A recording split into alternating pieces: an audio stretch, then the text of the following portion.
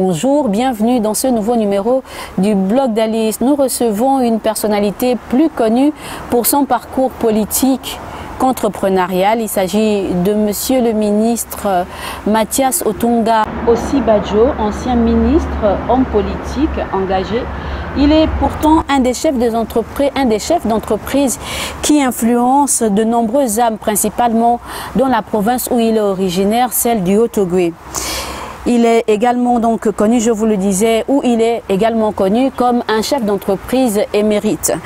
Vous êtes donc Monsieur Osibajo. Bonjour d'abord, Monsieur le ministre. Bonjour.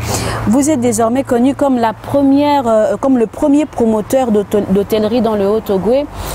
Tout de suite, nous voulons vous demander de nous présenter votre structure.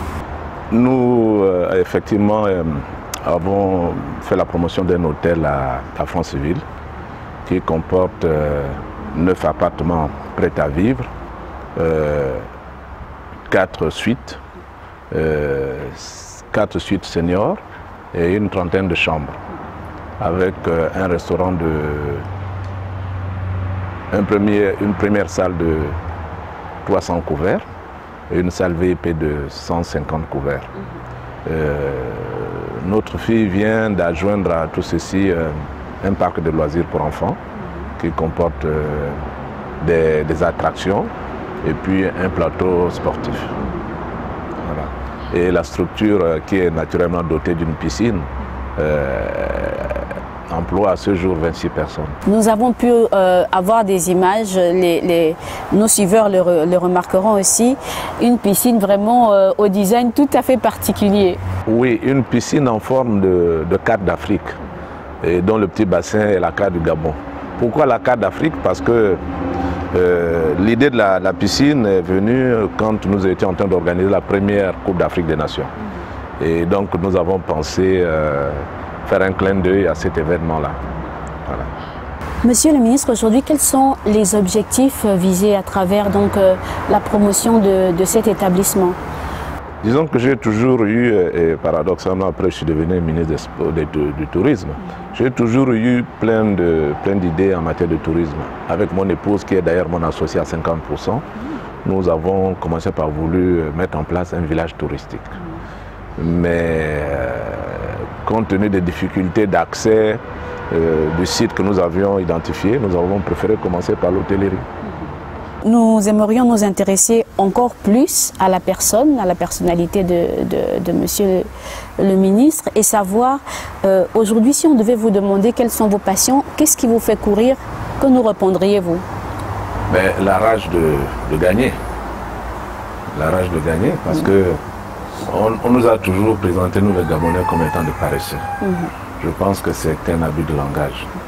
Vous voyez là, ma maison que vous voyez là, elle a été construite à partir de la vente des produits agricoles que j'ai achetés au Cameroun et que j'ai revendus au Gabon. J'ai été le premier Gabonais, avec mon épouse toujours, on a même été une curiosité, le premier Gabonais à nous retrouver au marché de Yaoundé en train d'acheter de la banane, des atangas que l'on revendait ici. Et devant vous là, vous avez un bassin que moi-même j'ai creusé de mes mains et qui aujourd'hui nous donne de temps en temps 50-60 kilos de carpe. Je suis... 60 kilos de carpe quand même, 60 kilos. Je suis agriculteur dans l'âme. Et si vous étiez chez moi au village, je vous aurais monté des plantations. En fait, il faut... Si c'est une invitation au blog d'Alice, nous viendrons, hein, sans problème. En fait, il faut que les Gabonais comprennent que notre pays, c'est nous-mêmes qui allons le développer. Et que la richesse n'est pas toujours sous terre. Je suis douanier de formation, je sais que vous le savez, et vous pouvez consulter les statistiques douanières. Nous importons pour à peu près 6 milliards de piments jaunes du Cameroun. 6 milliards de piments jaunes à l'année. Ça veut dire quoi? Ça veut dire qu'on n'a pas besoin ni de moyens financiers particuliers, ni de connaissances technologiques et scientifiques particulières pour devenir milliardaire. Il suffirait de faire un grand champ de piments jaunes et puis on deviendrait milliardaire, puisqu'on en importe pour 6 milliards. Voilà. Donc l'idée, pour me résumer, c'est de dire aux jeunes Gabonais, le bonheur est dans nos mains et il faut que nous allions le chercher. Comme l'autre disait, il faut creuser, fouiller, bêcher partout. Vous avez déjà effleuré un peu la question suivante, qui est celle de savoir quelle est votre vision pour le Gabon. Madame, moi j'ai connu le président Ali Bongo Ondimba en 2000, véritablement en 2009, en 2008-2009. Et ce qui m'a accroché dans son programme, c'était son ambition de faire du Gabon un pays émergent. Je vous ai dit que j'ai été directeur de cabinet du ministre des Finances, j'ai occupé beaucoup d'autres fonctions, mais pendant longtemps, notre diplomatie financière consistait à vouloir faire en sorte que l'on nous reconnaisse comme étant un pays pauvre et très endetté. Et naturellement, on n'avait pas de chance de réussir, parce que personne au monde n'ira croire que le Gabon est un pays pauvre. Et le président Ali arrive avec une autre ambition, dit nous avons des atouts, il faut les transformer pour qu'on devienne un pays émergent. Ça veut dire que l'ambition, ce n'est pas de devenir pauvre, ce n'est pas de dire reconnaissez-nous comme étant un pays pauvre.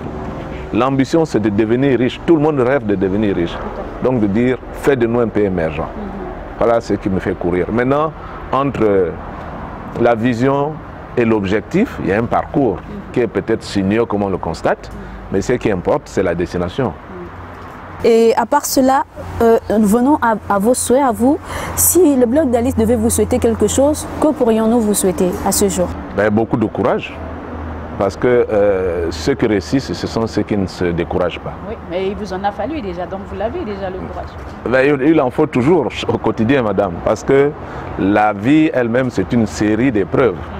Et donc, ne réussissent que ceux qui surpassent ces épreuves. C'est donc ce que nous allons vous souhaiter, Monsieur le Ministre, beaucoup de courage, mais également plein succès dans toutes les autres entreprises que vous mettez en place ou que vous avez l'intention de mettre en place. Peut-être un mot de la fin avant cela. Mot de la fin est toujours compliqué puisqu'on a tout dit.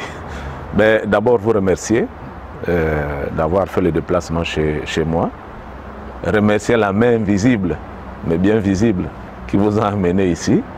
Et puis vous souhaitez à vous-même aussi une parfaite réussite dans votre émission. Merci, merci, merci. Et c'est ce que nous allons attraper. Merci, Monsieur le Ministre, donc, de nous avoir reçus une fois de plus. Et merci à vous de nous suivre sur le blog d'Alice. On se retrouve très bientôt pour un nouveau numéro.